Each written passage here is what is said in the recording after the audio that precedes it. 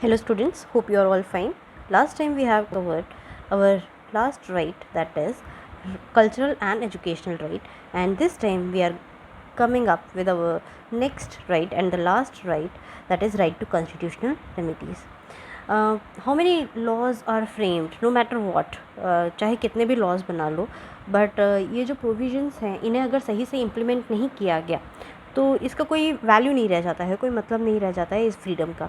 इसीलिए ऐसा एक प्रोविज़न बनाया गया है हमारे कॉन्स्टिट्यूशन में, इन सारे ही राइट्स को, ये जो ऊपर आपको 5 राइट दिए गए हैं, इनके इम्प्लीमेंटेशन के लिए, और इसके हिसाब से सुप्रीम कोर्ट में एक रिट फाइल की जा सकती है अगर वायोलेशन होता है फंडामेंटल राइट्स का। तो ये right, this right has been accepted as the right to the constitutional remedies.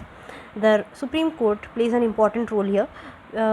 यहाँ पे अगर कोर्ट को ज़रूरी लगता है तो ऑर्डर भी दे सकता है, इंस्ट्रक्शन भी दे सकता है, या फिर डिक्री भी पास कर सकता है।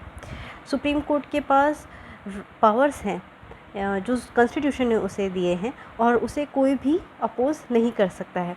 अगर कोई पर्सन कंप्लेन करता है against any state for the violation of the fundamental right, तो Supreme Court can exercise its right. So these rights are basically against the state government or the government in all, for the citizens of India, so that they can acquire their right and they can live a peaceful and free life. Baba Saheb Ambedkar, Dr. Baba Saheb Ambedkar has considered this right as the soul of the constitution. The parliament can hand over the rights of giving such an order to any of the court, any of the lower courts. अगर state legislative assembly कोई ऐसा law frame करती है जो कि fundamental rights को violet करता है या फिर कॉन्स्टिट्यूशन के कॉन्ग्रुएंस में नहीं आता है, तो सुप्रीम कोर्ट उस स्टेट लेजिस्लेटिव असेंबली को रोक सकता है। सो ये राइट जो है, ये अपॉर्चुनिटी प्रोवाइड करता है हर सिटीज़न को कि कभी भी अगर वायोलेशन होता है फंडामेंटल राइट्स का, तो सिटीज़न अपना ये राइट यूज़ कर सकते हैं।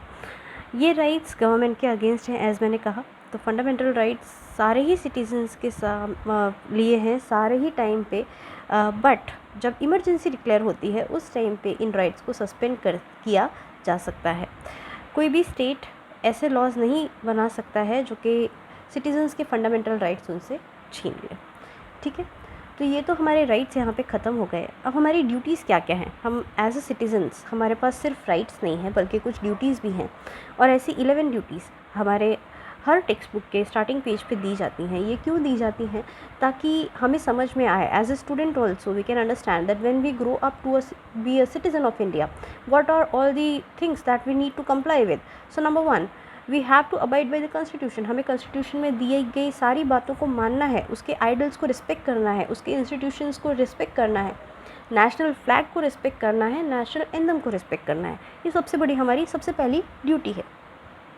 जो भी हमारे आज़ादी के स्ट्रगल में हमारे जो लोग थे जिन्होंने हिस्सा लिया, उनके जो आइडल्स हैं, उनके जो विचार हैं, उन्हें हमें चेरिश करना है और उन्हें फॉलो करना है और उसके साथ आगे बढ़ना है।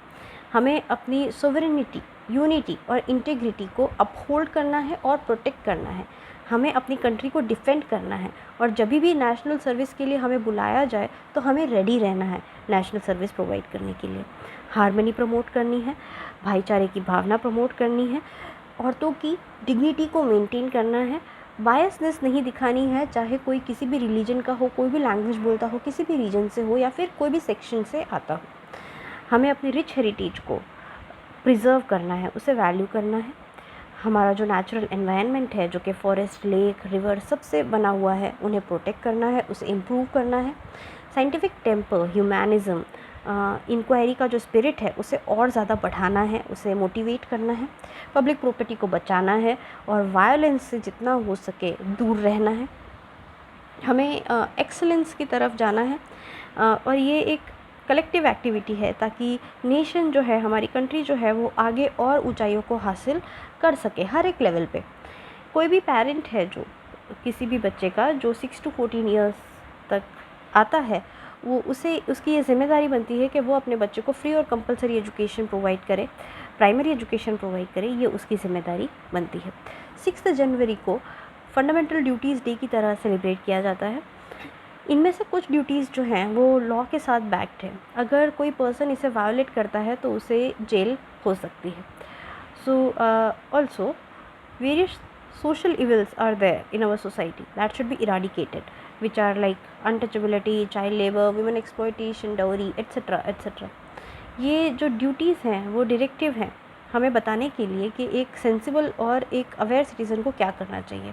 अगर एक सिटीज़न इन सारी वैल्यूज़ को बचपन से प्रोपोगेट करता है, बढ़ाता है, उसे यूटिलाइज़ करता है, तो वो एक बहुत ही ज़्यादा रिस्पॉन्सिबल सिटीज़न, इंटरनेशनल ब्रदरहुड लेके और फ्यूचर सिटीजन्स को भी इसके लिए इंस्पायर कर सकता है। Okay, hope you understood this, and next time we will continue with directive principles of state policy.